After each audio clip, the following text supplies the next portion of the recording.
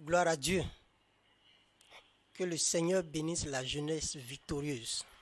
Veuillez vous lever, nous allons prier ensemble. Notre Père dans les cieux, nous voulons te dire encore une fois merci. Merci pour cette occasion que tu nous donnes afin de pouvoir une fois encore t'écouter.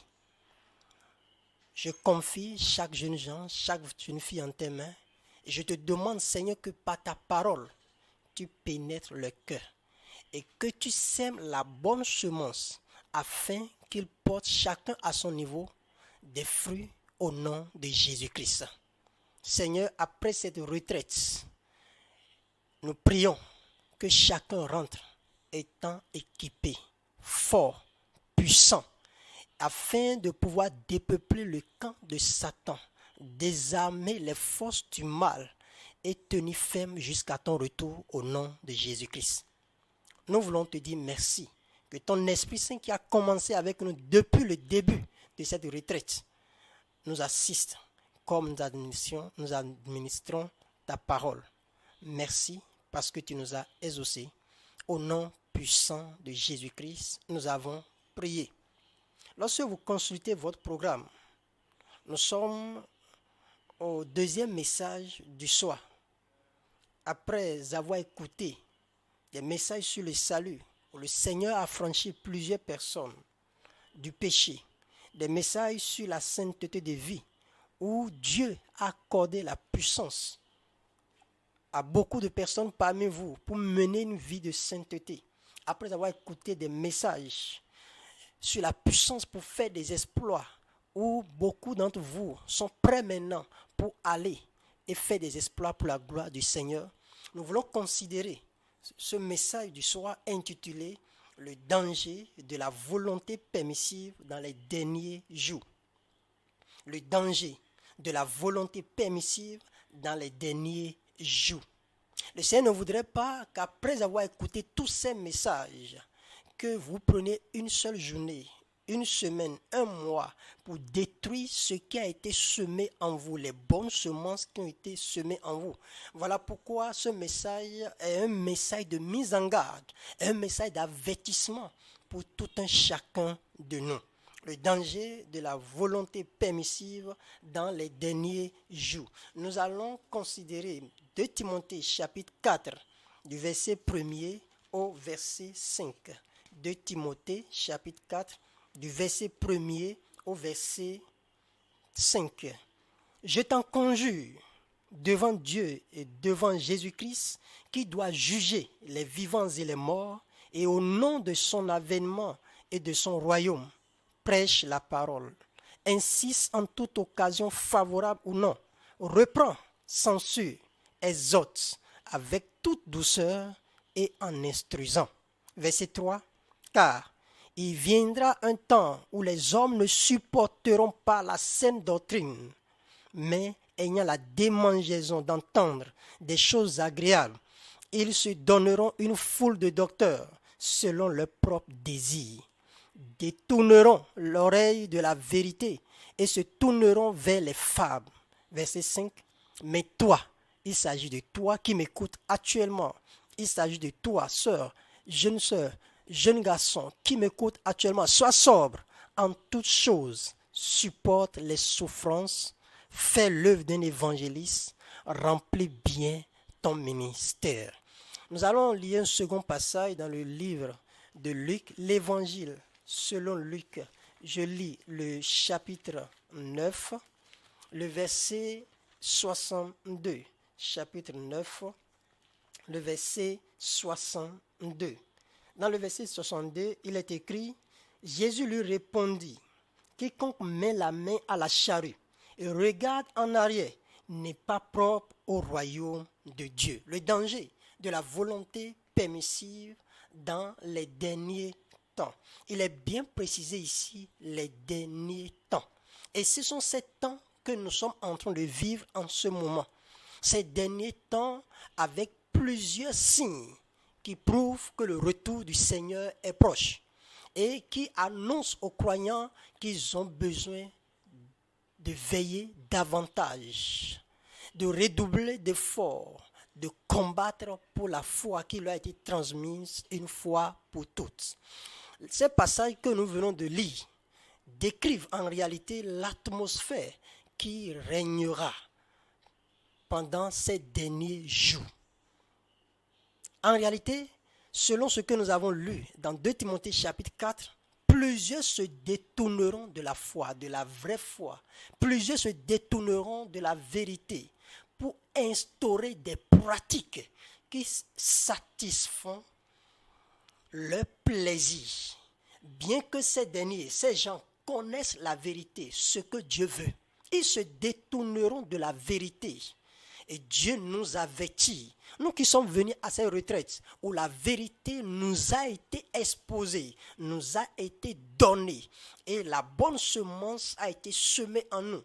Nous qui sommes venus à cette retraite pour être équipés pour ces derniers temps, Dieu nous avertit du danger de la volonté permissive et appelle chacun de vous, jeunes gens, jeunes filles, à veiller pour ne pas tomber dans ce piège fatal de la volonté permissive.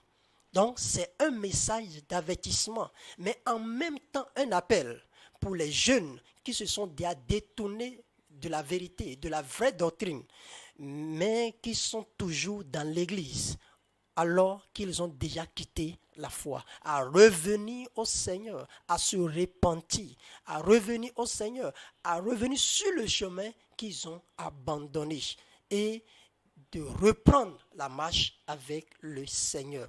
Nous allons considérer 3 points dans ce message. Le premier point que nous allons considérer, c'est la volonté permissive dans les derniers temps. La volonté permissive dans les derniers temps. Le deuxième point, le danger de la volonté permissive. Et pour terminer, les conseils pour éviter le danger et les conséquences de la volonté permissive. Les conseils pour éviter le danger et les conséquences de la volonté permissive. Abordons le premier point, la volonté permissive dans les derniers temps. La volonté permissive dans les derniers temps.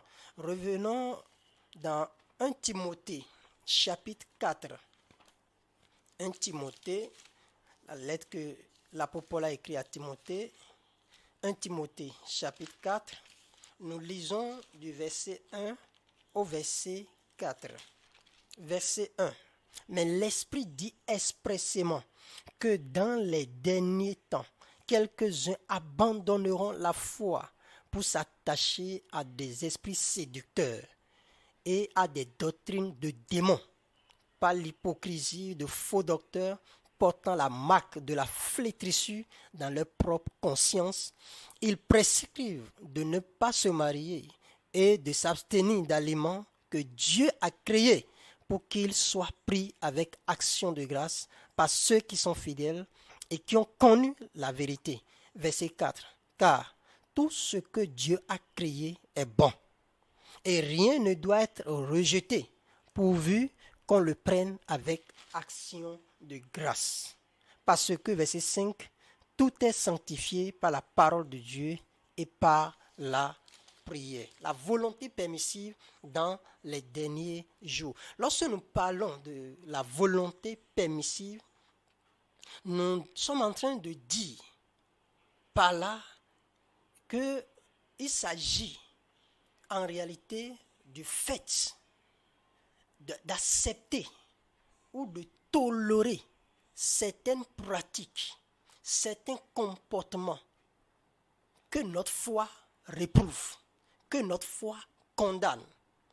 Lorsque vous êtes chrétien, vous donnez votre vie au Seigneur, vous avez certaines convictions sur les saintes doctrines. Il arriverait des moments où toutes ces convictions seront mises à l'épreuve d'une manière ou d'une autre. Et lorsque ces moments arrivent et que vous commencez par accepter certaines choses qui sont contre la foi, vous commencez par copier certaines choses qui sont contre votre foi, cela voudrait donc dire que vous êtes en train d'accepter ce que Dieu ne veut pas. Et c'est ça en réalité la volonté permissive. Il peut s'agir en réalité des fausses doctrines, il peut s'agir des pratiques mondaines, il peut s'agir des styles de vie contraires à la foi que les croyants nominaux copient et colportent dans l'église du Dieu vivant. Et tout ceci parce que nous sommes en train de vivre les derniers temps. Ne soyez pas surpris lorsque vous connaissez des frères hier qui défendaient la foi, qui défendaient la vérité, des frères qui prêchaient la vérité, mais des années plus tard, ont déserté le forum, ont fui le chemin et s'allient à des gens qui ne prêchent pas la vérité. C'est parce qu'ils ont rejeté ce qui est la vérité et ont accepté ce qui leur plaît, ce qui plaît à ceux qui sont autour d'eux, ce qui plaît à ce monde, la volonté permissive.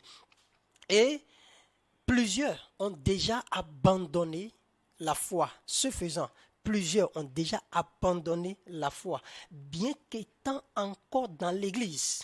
Plus qu'ils ont oublié, ils ont abandonné, ils ont délaissé la voie de la vérité. Aujourd'hui, plusieurs pensent que l'enseignement sur la sainteté est révolu. Ou soit, c'est impossible de mener une vie de sainteté. C'est ce que plusieurs pensent aujourd'hui. Alors que hier, ils avaient défendu cette sainteté, cet enseignement sur la sainteté. Mais ils pensent que c'est révolu. Et pour cette raison, ils tolèrent certains péchés. Ils acceptent certains péchés. C'est comme les gens le disent, Dieu peut regarder dedans. Et c'est ça qu'ils pensent. Il y a une tolérance du péché, une tolérance de la mondanité, des choses contraires à la saine doctrine. N'oubliez pas, la Bible dit un peu de levain fait soulever la pâte. Un peu de levain fait soulever la pâte. Et il y a des choses que peut-être hier, quand vous avez connu le Seigneur, vous n'acceptez pas. Vous rejetez des choses contre lesquelles vous luttez fermement. Mais aujourd'hui, vous acceptez ces choses. Regardez le verset 1er. La Bible déclare: quelques-uns abandonneront la foi pour s'attacher à des esprits séducteurs et à des doctrines de démons, par l'hypocrisie de faux docteurs portant la marque de la flétrissure dans leur propre conscience. Donc, ils vont établir eux-mêmes ce qui leur plaît, les enseignements qui leur plaisent, ce qui va leur faire plaisir. Quand bien même qu'ils avaient déjà autrefois connu la vérité, ils savent que Dieu n'aime pas la mondanité. Ils savent que Dieu a proscrit la mondanité. Ils savent que voilà la manière dont il faut s'habiller. Ils savent que dans l'église, il ne faut pas qu'on fasse ceci ou qu'on fasse cela. Mais puisque nous sommes dans les derniers temps et que le vent des derniers temps est en train de souffler, il se laisse emporter par les vagues et commence par se laisser drainer dans de faux enseignements, dans de fausses doctrines qu'il ose même amener dans l'église. La volonté permissive dans les derniers jours. Regardons dans 1 Samuel chapitre 15. Dans 1 Samuel chapitre 15, je lis le verset 20 et après le verset 24. 1 Samuel chapitre 15, je lis le verset 20 et après le verset 24. Dans le verset 20, Saül répondit à Samuel: j'ai bien écouté la voix de l'Éternel et j'ai suivi le chemin par lequel m'envoyait l'Éternel. J'ai amené Agag, roi d'Amalek, et j'ai dévoué par interdit les Amalécites. Regardons maintenant le verset 24. Alors Saül dit à Samuel, en haut, Saül dit à Samuel: j'ai bien écouté la voix de l'Éternel. Dans le verset 24, alors Saül dit à Samuel: j'ai péché, car j'ai transgressé l'ordre de l'Éternel, et je n'ai pas obéi à tes paroles. Je craignais le peuple et j'ai écouté sa voix. C'est ça la volonté permissive. Il connaissait le chemin, il connaissait l'ordre du Seigneur, il connaissait les préceptes de Dieu, il connaissait le commandement de Dieu et ce que Dieu voulait de lui, ce que Dieu exigeait de lui. Mais puisqu'il y avait l'influence de ceux qui étaient autour de lui, il y avait l'influence des soldats qui étaient autour de lui. Et puisqu'il voulait plaire à ces soldats, il voulait plaire au peuple, il a oublié que c'est à Dieu qu'il fallait plaire. Il a oublié que c'est à Dieu qu'il fallait obéir. Il a oublié que c'est Dieu qui l'avait choisi. Il a oublié que c'est Dieu qui l'avait sauvé. Et ainsi, pour plaire aux hommes et se donner du plaisir, se donner un renom, il a accepté faire ce que Dieu a interdit. Il a accepté faire ce que le peuple voulait de lui. Et ce n'était plus la volonté de Dieu, mais sa propre volonté. Ce qu'il a admis, il a vu que c'est bon. Ce qu'il a apprécié, ce qu'il a jugé bon, selon lui et non selon Dieu qui l'a établi. Vous devez comprendre que c'est le Seigneur qui a établi chacun de nous. C'est le Seigneur qui est notre créateur. Et si nous devons obéir à quelque chose, ce n'est qu'à lui. Tout chose contraire à ce qu'il nous dit, nous devons nous détourner de toutes ces choses. Pour nous, pour vous qui avez donné votre vie au Seigneur, vous qui avez connu la vérité aujourd'hui ou qui l'avez déjà connue auparavant, vous devez comprendre que le seul chemin qui vous permet de rester toujours accroché à Dieu, lié à Dieu, pour chaque fois être irrigué par sa puissance, par sa lumière, pour chaque fois avoir ses révélations ou sa directive, ce n'est rien d'autre que de s'attacher à sa parole. Et la Bible nous avertit que dans les derniers temps, beaucoup se détourneront de la vérité et de la foi. Où es-tu? Quelle est ta perception de la mondanité? Quelle est ta perception du salut? Quelle est ta perception de la sanctification? As-tu les premières convictions que tu avais eues lorsque tu as donné ta vie au Seigneur? La compréhension que tu avais des Saintes Écritures, est-ce que cette compréhension existe encore? Ou bien tu as commencé par tolérer certaines choses dans ta vie? Tu as commencé par accepter certaines pratiques dans ta vie? La volonté permissive. Et c'est ce que nous voulons en réalité décrire ou expliquer par la volonté permissive. Ce qui va me conduire au deuxième point qui parle du danger de la volonté permissive. Lorsque vous-même vous acceptez ce que Dieu a interdit, vous légalisez ce que Dieu a interdit. Vous jugez que c'est bon et que c'est normal que ça soit ainsi. Alors qu'au ciel, les gens sont contre. Alors qu'au ciel, Dieu est contre. Et que vous acceptez, il y a un danger.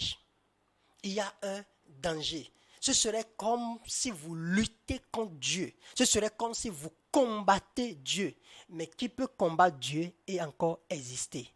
Alors, nous devons faire beaucoup attention. Le danger de la volonté permissive, que les choses qui vous sont données aujourd'hui, les choses qui vous sont enseignées aujourd'hui, les messages, les enseignements et que vous avez reçus, soient établis sur la table de vos cœurs. Le danger de la volonté permissive. Lorsque nous nous laissons influencer par les hommes, lorsque nous nous laissons influencer par les choses que nous voyons sur les réseaux sociaux, lorsque nous nous laissons influencer par les plaisirs charnels pour nous détourner des préceptes divins, des ordonnances divines, nous risquons de subir en même temps la colère de Dieu et la perdition éternelle.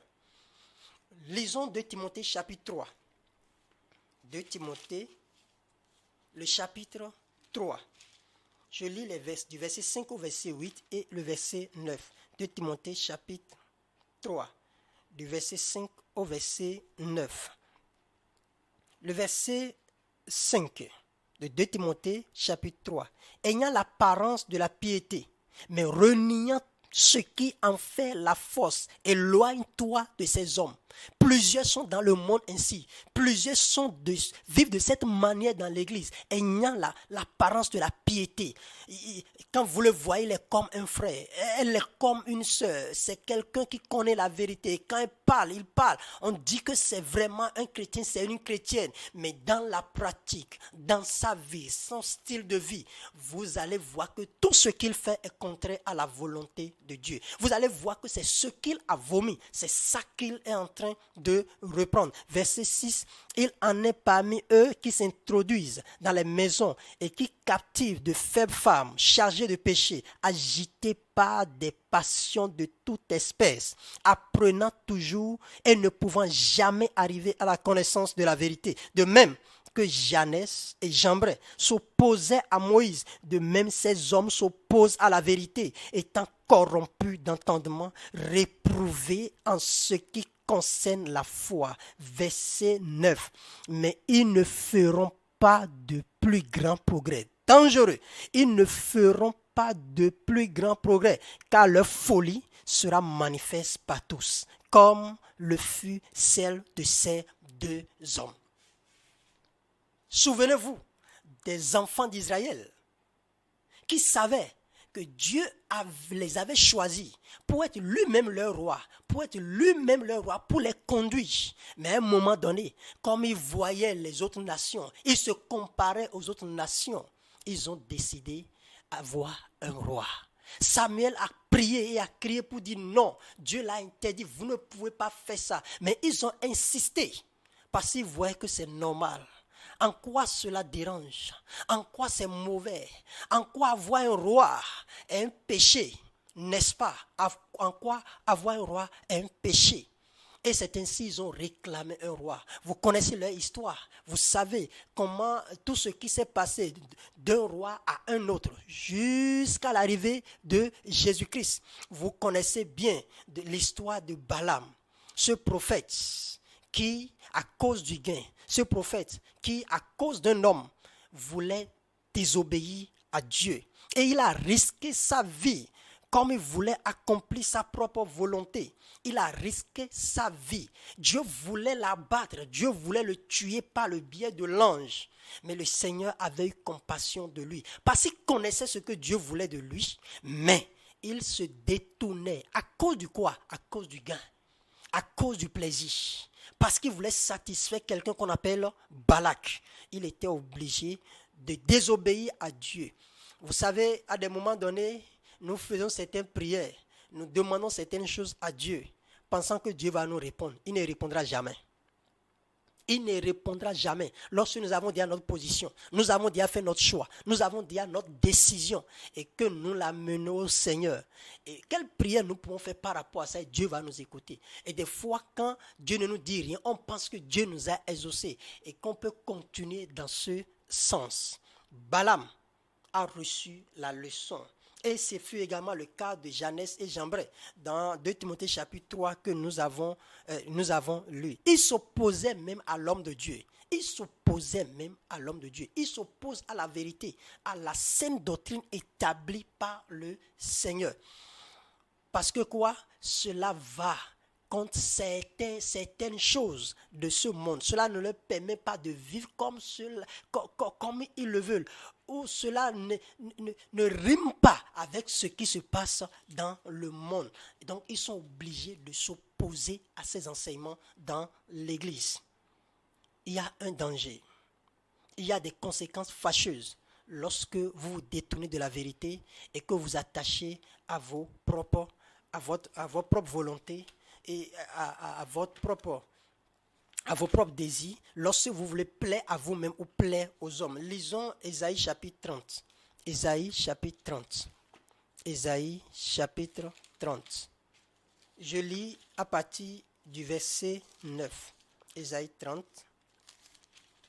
À partir du verset 9, qui nous dit, car c'est un peuple rebelle, ce sont des enfants menteurs, des enfants qui ne veulent point écouter la loi de l'Éternel, des enfants qui ne veulent point, ce n'est pas qu'ils ne connaissent pas la loi, ce n'est pas qu'ils ne connaissent pas les exigences de Dieu, mais ils ne veulent pas écouter à cause de la pression du monde, à cause de la pression, de l'influence de ceux qui sont autour d'eux, à cause des réalités qu'ils vivent. Ils ne veulent pas écouter la loi de l'Éternel, qui disent aux voyants, ne voyez pas, et aux prophètes, ne nous prophétisez pas des vérités, dites-nous des choses flatteuses prophétiser des chimères. N'est-ce pas ce que nous voulons aujourd'hui? Quand on vient à l'église, il faut qu'on nous chérisse. Quand on vient à l'église, il faut qu'on nous dise que Dieu est amour et ne jamais dire que Dieu est un Dieu de colère, il est un feu dévorant. N'est-ce pas ce que nous voulons? Que lorsque nous venons à l'église, qu'on nous dise que vraiment c'est Dieu qui est de Dieu. Si tu viens à Dieu, tu vas devenir riche. Tu viens à Dieu, tu vas devenir grand et ne plus montrer l'autre face du couteau.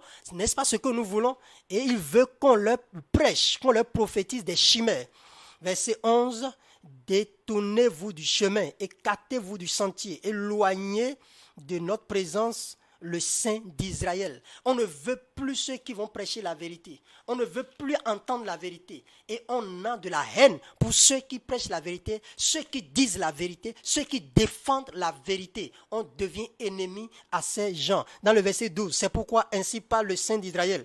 Puisque vous rejetez cette parole, que vous vous confiez dans la violence et dans les détours, et que vous les prenez pour appui, ce crime sera pour vous comme une partie crevassée qui menace ruine et fait saillir dans un mur élevé dont l'écroulement arrive tout à coup en un instant. Verset 14, il se brise comme se brise un vase de terre que l'on casse sans ménagement et dont les débris ne laissent pas un morceau pour prendre du feu au foyer ou pour puiser de l'eau à la citerne. Ce sont les conséquences de la volonté permissive.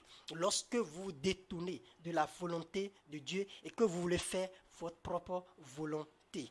Regardons dans Nombre chapitre 22 pour le cas de Balaam. Dans Nombre chapitre 22, je lis du verset 28 au verset 33. Nombre chapitre 22, du verset 28 au verset 33. L'Éternel ouvrit la bouche de l'âne et elle dit à Balaam, que t'ai-je fait pour que tu m'aies frappé déjà 3 fois? Balaam répondit à l'ânesse, c'est parce que tu t'es moqué de moi. Si j'avais une épée dans la main, je te tuerais à l'instant. Voyez-vous, verset 30. L'ânesse dit à Balaam, ne suis-je pas ton ânesse que tu as de tout temps monté jusqu'à ce jour? Ai-je l'habitude de te faire ainsi? Et il répondit, non. Verset 31, l'Éternel ouvrit les yeux de Balaam. Regardez la miséricorde de Dieu. Regardez la compassion de Dieu. Alors que Balaam s'égarait, Balaam s'éloignait de la volonté de Dieu. Alors que Balaam exposait sa vie à la colère divine, l'Éternel ouvrit les yeux de Balaam. Et Balaam vit l'ange de l'Éternel qui se tenait sur le chemin, son épée nue dans la main. Et il s'inclina et se prosterna son visage. L'ange de l'Éternel lui dit, pourquoi as-tu frappé ton ânesse déjà 3 fois? Voici, je suis sorti pour te résister.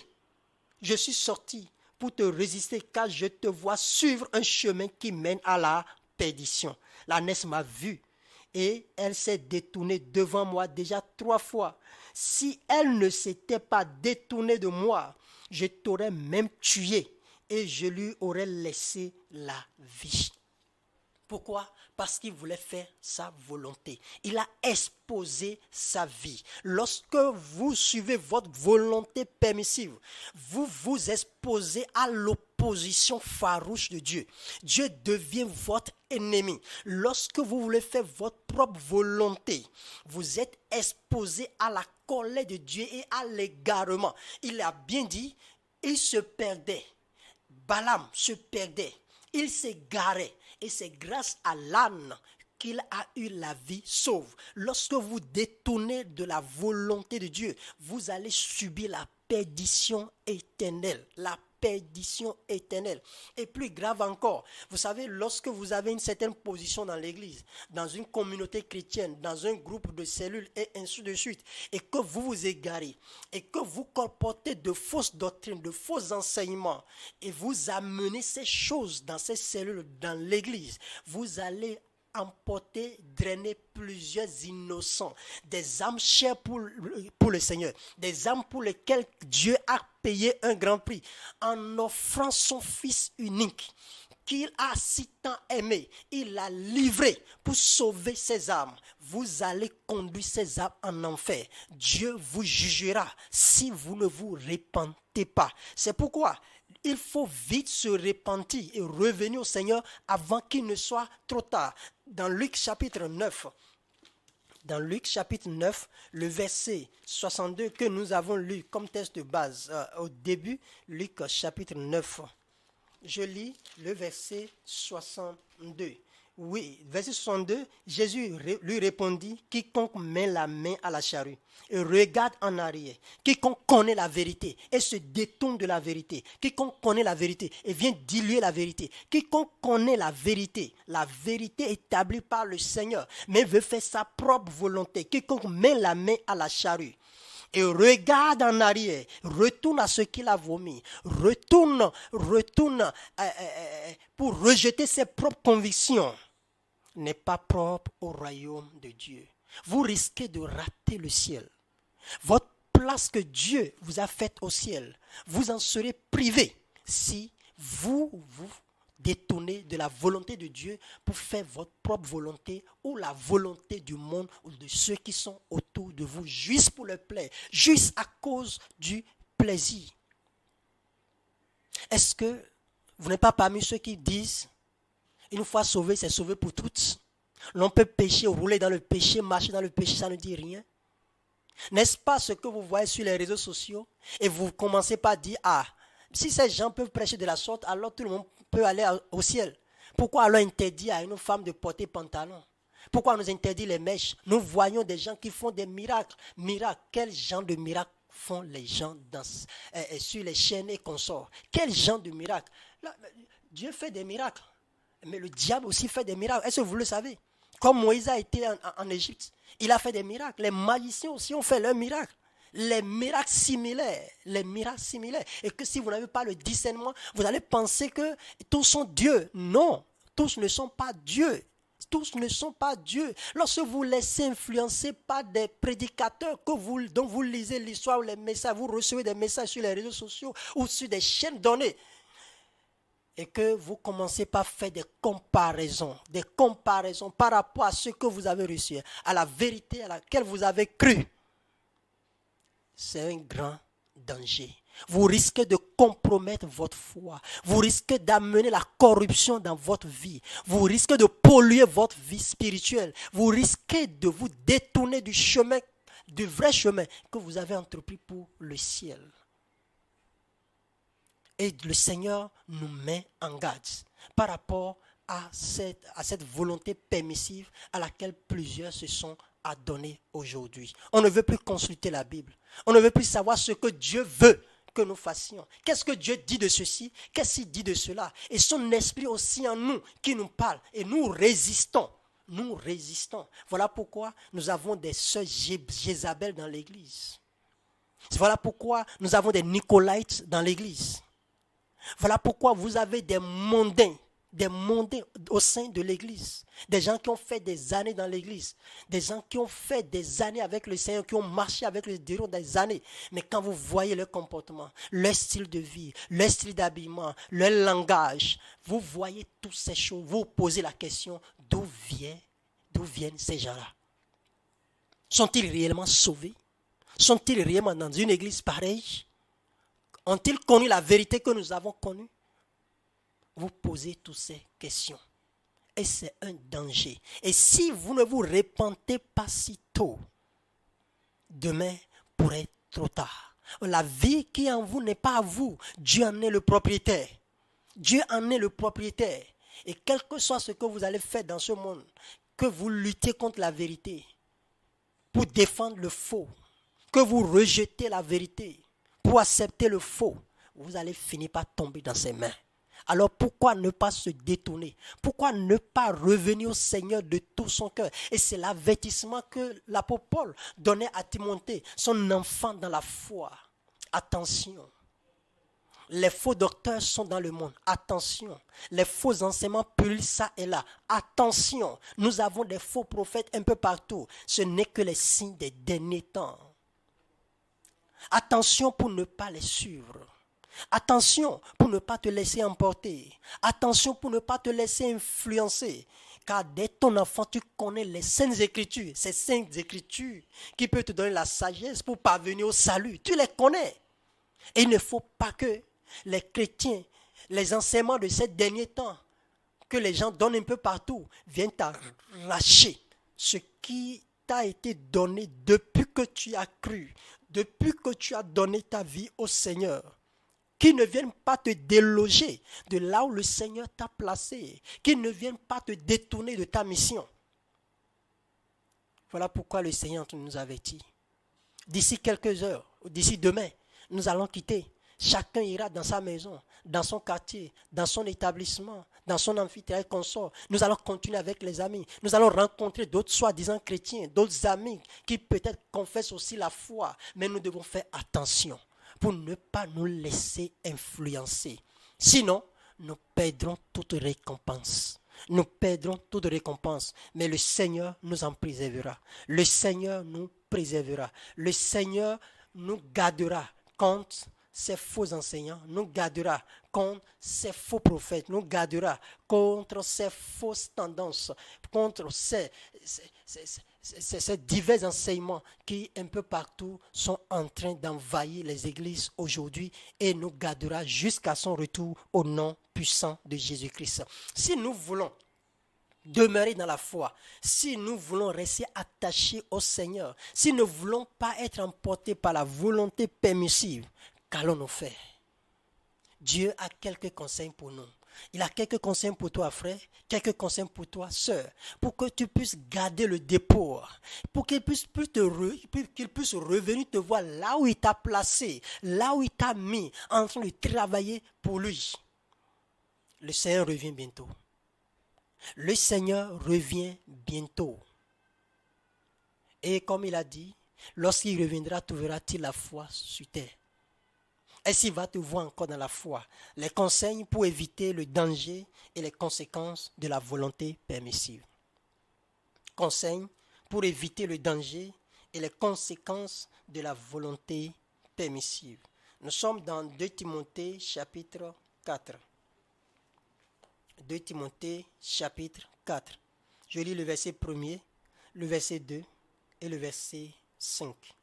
Je t'en conjure devant Dieu, je t'invite devant Dieu et devant Jésus-Christ qui doit juger les vivants et les morts. Et au nom de son avènement, au nom de son retour et de son royaume, prêche la parole. Insiste en toute occasion favorable au nom. Reprend, censure, exhorte avec toute douceur et en instruisant. Verset 5. Mais toi, sois sobre. Toi qui nous écoutes. Toi qui as reçu tous ces enseignements jusqu'à ce jour. Sois sobre en toutes choses. Sois sobre quand tu es avec les amis. Sobre quand tu es avec les collègues. Sobre quand tu es parmi les païens. Sobre quand tu es parmi les soi-disant chrétiens. Toi, sois sobre. Supporte les souffrances. Fais l'œuvre d'un évangéliste. Remplis bien ton ministère. Le Seigneur ne veut perdre aucun de nous. Il ne veut perdre aucune de ses brebis. Son désir, c'est de vivre éternellement avec elle, avec ses brebis. Et c'est pourquoi il continue de tendre sa main à chacun, de tendre sa main de miséricorde à tous ceux, à toutes celles qui ont dévié du chemin, qui ont quitté la voie de la vraie foi et qui ont pris leur propre chemin ou qui ont pris le chemin des hommes pour accomplir leur volonté. Il les invite à se repentir. Et pour nous qui sommes là, pour nous qui sommes là et qui sommes encore dans la foi, nous qui sommes encore dans la vérité, le Seigneur est en train de nous montrer, nous donner des conseils à suivre pour ne pas tomber dans ce piège de volonté permissive. La volonté permissive se manifeste lorsque nous voulons faire des choix, lorsque nous voulons prendre des décisions, lorsqu'il s'agit de donner sa conviction sur certaines choses. La volonté permissive se manifeste. Mais le Seigneur voudrait que nous évitions la volonté permissive pour ne pas subir ces conséquences que nous avons déjà vu dans le point 2. Qu'allons-nous faire pour éviter de tomber dans le piège de la volonté permissive et ses conséquences? La première chose que le Seigneur nous conseille, nous la lisons dans Jean chapitre 15, l'évangile selon Jean chapitre 15. Nous lisons le verset 4, verset 6 et le verset 7. Verset 4. Demeurez en moi et je demeurerai en vous. Ça, c'est à l'impératif.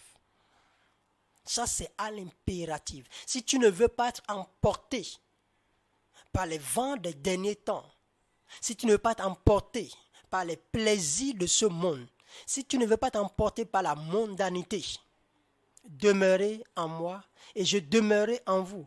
Comme le sarment ne peut de lui-même porter du fruit s'il ne demeure attaché au cep. Ainsi, vous ne le pouvez pas non plus si vous ne demeurez en moi. Verset 6. Si quelqu'un ne demeure pas en moi, il est rejeté dehors comme le sarment et il sèche. Ce sont les conséquences. Puis on le ramasse, on le jette au feu et il brûle. Dieu sera sans pitié le dernier jour. Il sera sans pitié lorsque vous connaissez la vérité et que vous ne voulez pas y obéir.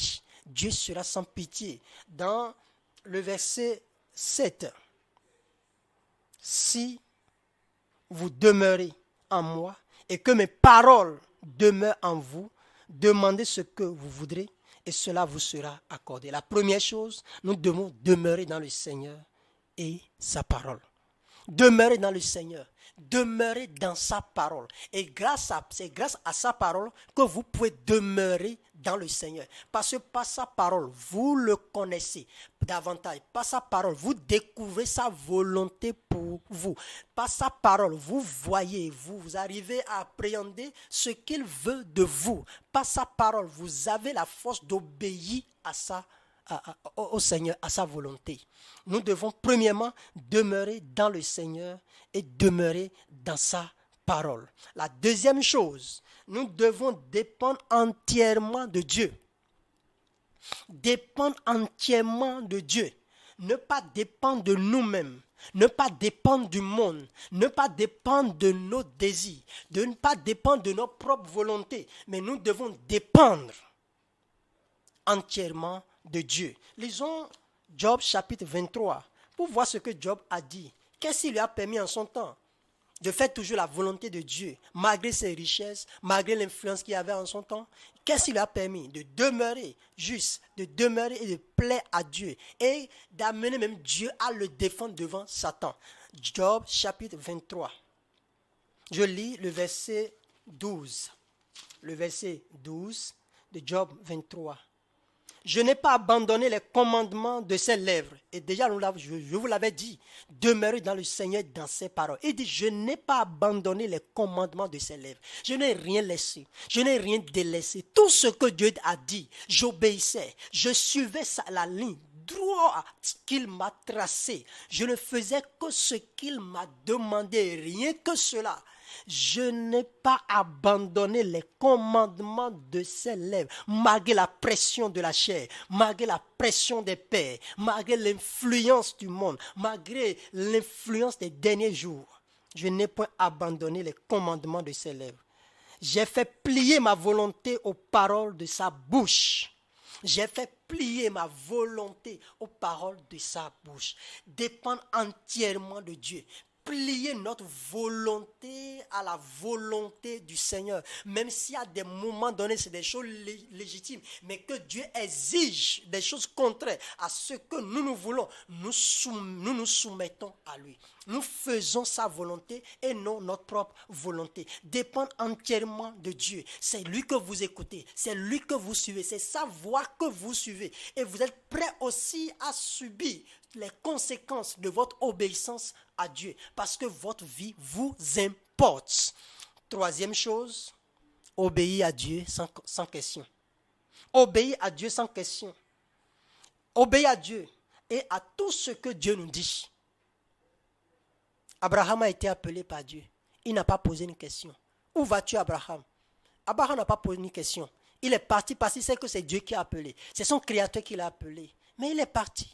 Il a obéi à Dieu sans savoir là où il allait. Mais vous regardez ce que Dieu a fait de lui. Père de notre foi.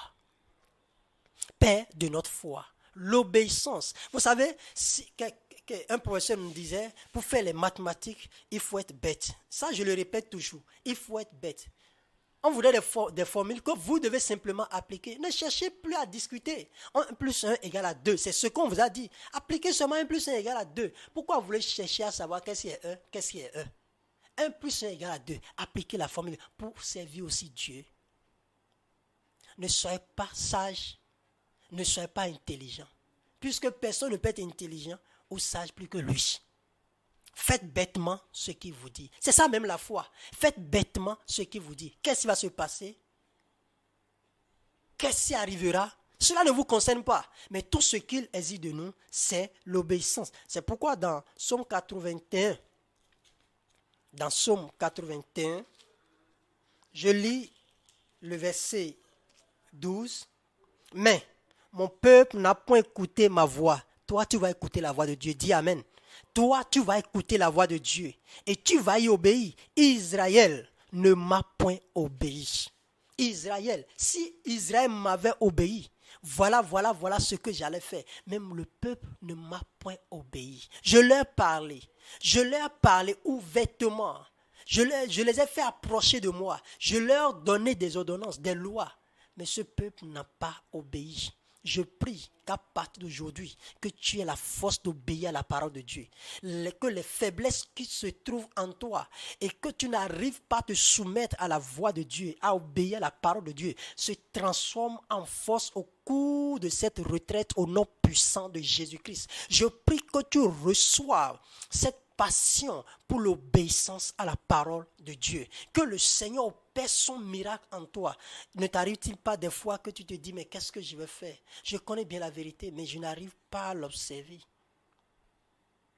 Je n'arrive pas. Je mène une vie de haut et de bas. Ça va cesser au cours de cette retraite. Ça cesse au cours de cette retraite. Et quand tu vas repartir d'ici, sœur, quand tu vas repartir d'ici, frère, tu ne seras plus jamais le même. Tu ne seras plus jamais la même. Toi-même, tu vas te méconnaître. Et ceux qui te connaissaient avant aussi, vont te méconnaître. Parce que quoi? Dieu, comme tu te laisses à lui, va te métamorphoser. Va te transformer entièrement. De telle sorte que ta vie ne sera plus une vie, tantôt dans la vallée, tantôt sur la montagne. Obéis sans question à tout ce que le Seigneur nous dit. Ce qui suit, c'est fuir les passions du monde. Fuis les passions du monde. Et c'est ce que nous disait 2 Timothée, le chapitre 2, le verset 22. Fuis les passions. Si tu veux demeurer dans la foi, si tu ne veux pas t'égarer, si tu ne veux pas tomber dans le piège de la volonté permissive pour en subir les conséquences du rejet de Dieu, de la colère, de l'opposition de Dieu et de la perdition éternelle, fuis les passions de la jeunesse. Et fais quoi?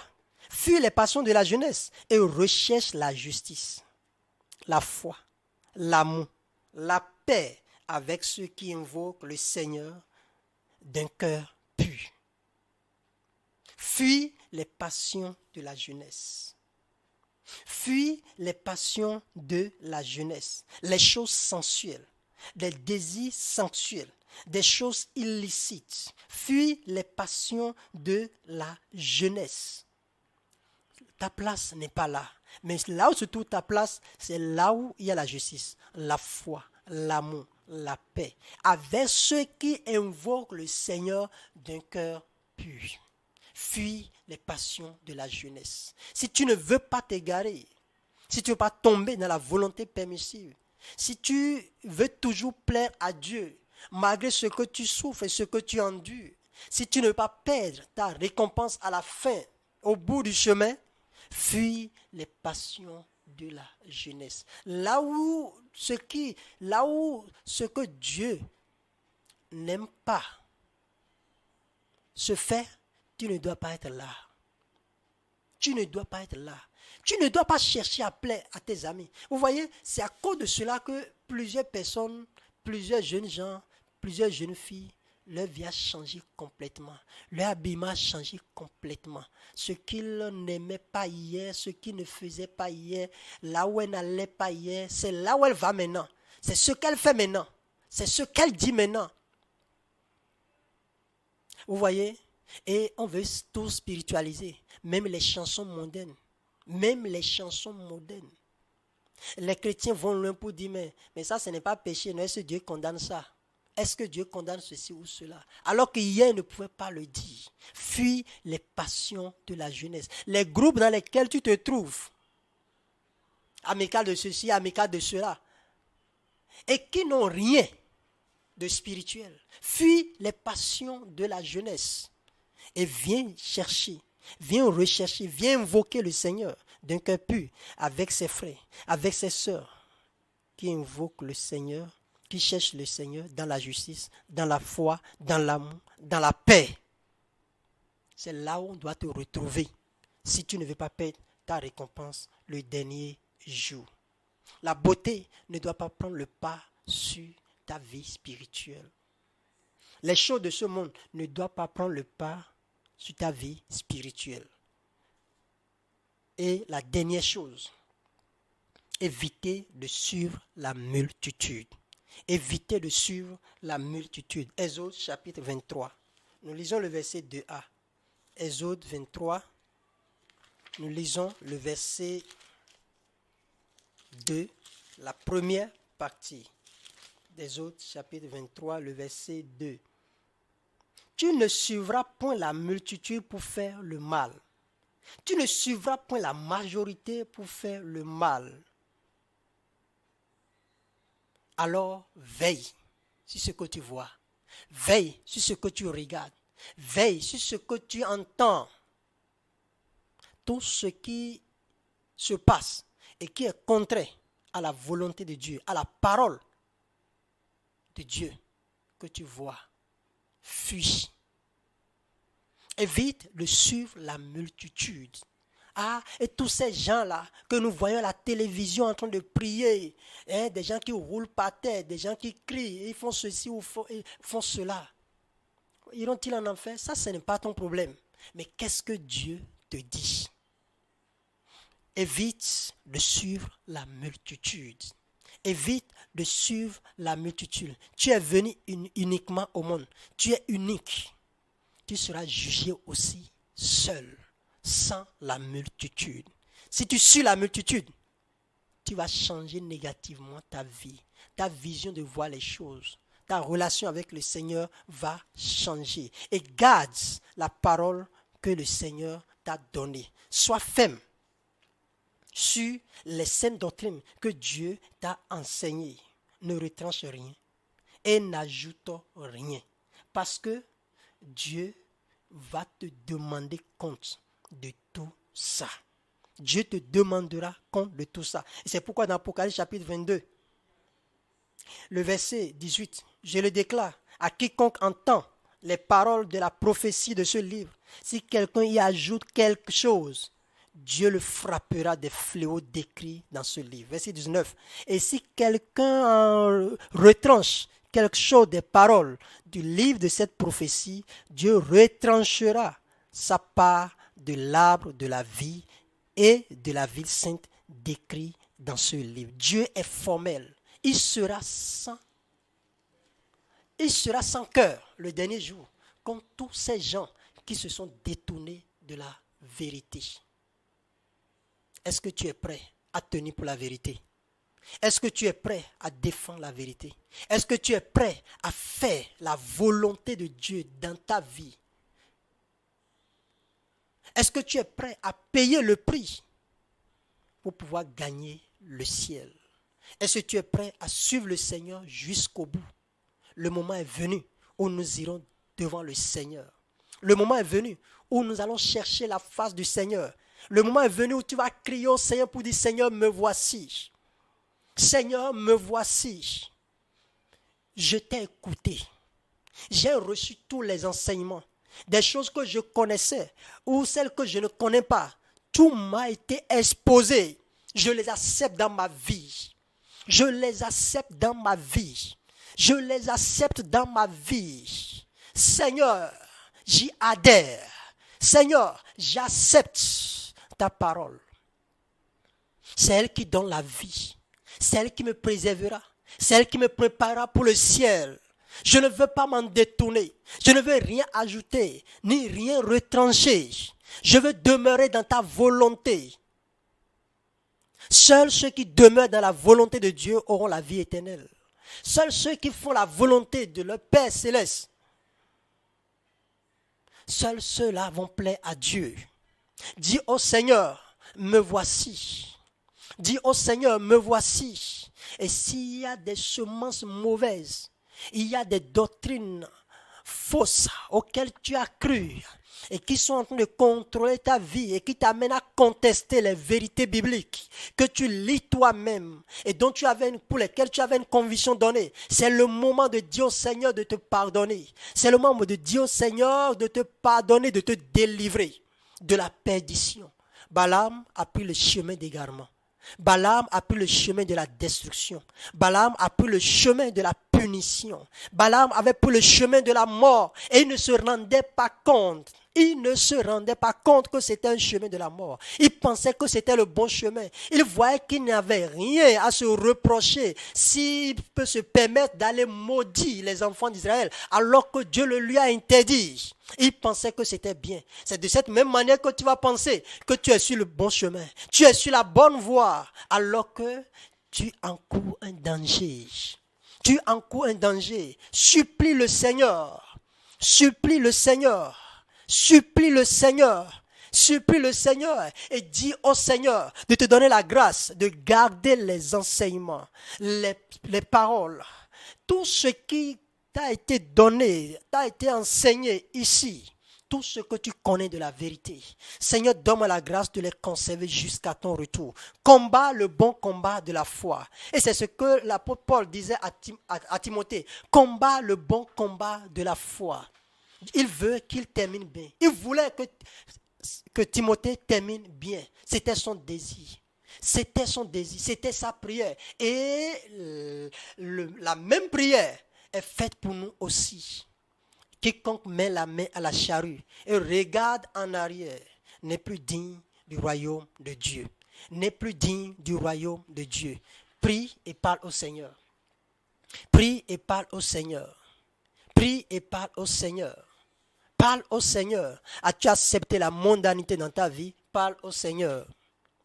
Parle au Seigneur. Dieu peut encore te purifier. Dieu peut encore te purger. Il est prêt. Sa main de miséricorde est tendue. Et il est prêt à te ramener à lui une fois encore. Ouvre la bouche et parle au Seigneur. Parle au Seigneur. Et dis au Seigneur, les convictions que tu m'as données par rapport aux saintes doctrines, à la vérité, que rien ne soit à même dans ce monde de me les arracher. Rien ne soit à même de me détourner. Rien ne soit à même de me priver de ces convictions, Seigneur. J'irai jusqu'au bout. J'ai décidé de te suivre. J'ai décidé de faire ta volonté. Advienne que pourra. Je suis prêt jusqu'à ton retour. Ouvre la bouche et parle au Seigneur. Et la grâce du Seigneur va abonder dans ta vie. La grâce du Seigneur va surabonder dans ta vie. Et tu vivras au-dessus de la mêlée. Au nom de Jésus-Christ de Nazareth, nous avons prié. Nous avons prié dans le nom puissant de Jésus-Christ. Seigneur, nous voulons te dire infiniment merci. Merci pour cet avertissement que tu viens de nous donner par rapport au danger de la volonté permissive. Seigneur, nos cœurs ne sont pas endurcis, mais ils sont ouverts pour tes reproches, pour tes avertissements. C'est pourquoi je prie en ce moment-ci et je te demande, Seigneur, donne le cran à tes enfants, le courage à tes enfants, de tenir ferme sur la vérité et d'être prêt à faire ta volonté. Quel que soit le cas, quelles que soient les situations et quelles que soient les circonstances, au nom puissant de Jésus-Christ de Nazareth. Pour ceux qui se sont égarés loin de toi à cause de l'influence du monde, à cause des choses qui se passent dans le monde, à cause des faux prophètes qui sont ça et là, et avec leurs faux enseignements qui comportent ça et là, nous prions Père Tout-Puissant, comme ils reviennent à toi Seigneur, restaure-les au nom puissant de Jésus-Christ. Restaure-les et rétablis Seigneur leur relation avec toi au nom puissant de Jésus-Christ de Nazareth. Ouvre davantage les yeux afin qu'ils ne se détournent plus jamais de toi au nom puissant de Jésus-Christ de Nazareth. Nous tiendrons bon. Nous resterons à tes côtés. Tu reviendras et tu nous verras encore dans la foi. Et quand tu reviendras chercher les siens, tu nous compteras parmi eux. Seigneur, ce ne serait pas une perte de temps pour nous, ni pour toi, mais ce serait une joie pour toi, car le dernier jour, nous allons te rencontrer. Nous allons te rencontrer au nom puissant de Jésus-Christ de Nazareth. Merci pour nous avoir exaucés. C'est au nom puissant de Jésus-Christ de Nazareth, nous avons prié. Et quelqu'un dit Amen. Soyez bénis.